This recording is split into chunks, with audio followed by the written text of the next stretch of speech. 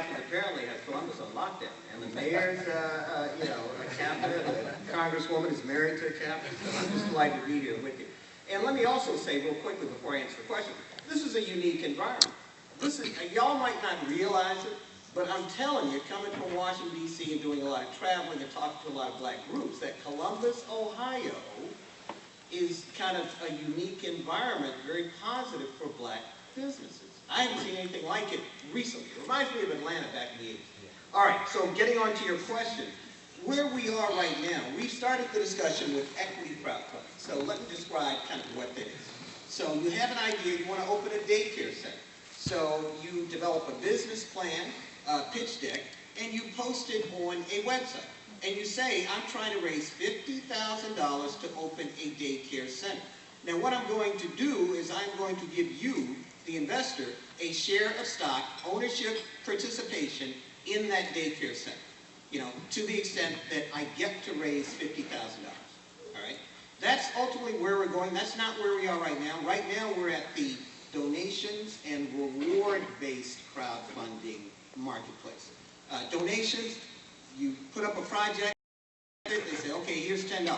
Rewards-based, you put up a project, somebody likes it, they say, here's $10, you say, great, here's a t-shirt, or a watch, or a cup, or a mug, or the new product that I'm developing.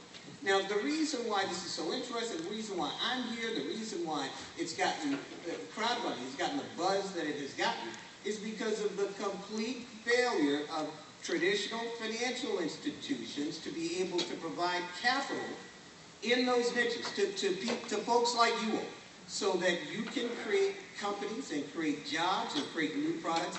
So we know the large financial institutions can't do it. They try. You know, they just can't do it. Technology affords us a way to do something that's called disintermediation. And it's a fancy word for getting rid of the middleman. So what you're doing is you're just cutting out the middleman. So you have this daycare center, right? You're trying to raise $50,000. You post the project online.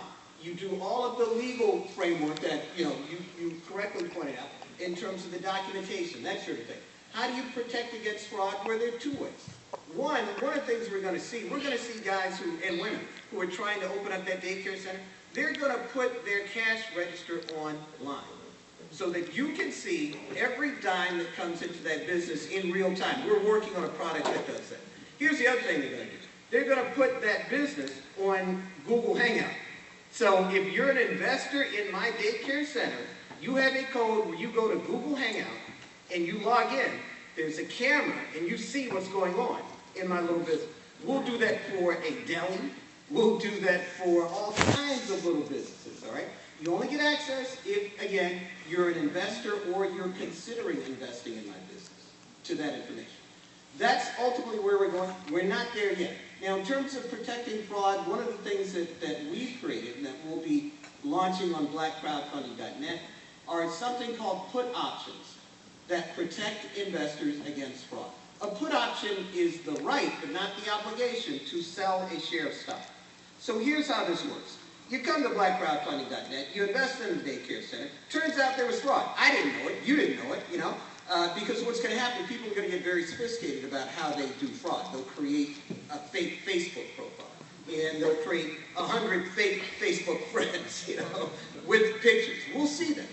We know. So, you buy the put option, and the put option gives you the right, but not the obligation, to sell that share of stock that you bought in the daycare center back to me.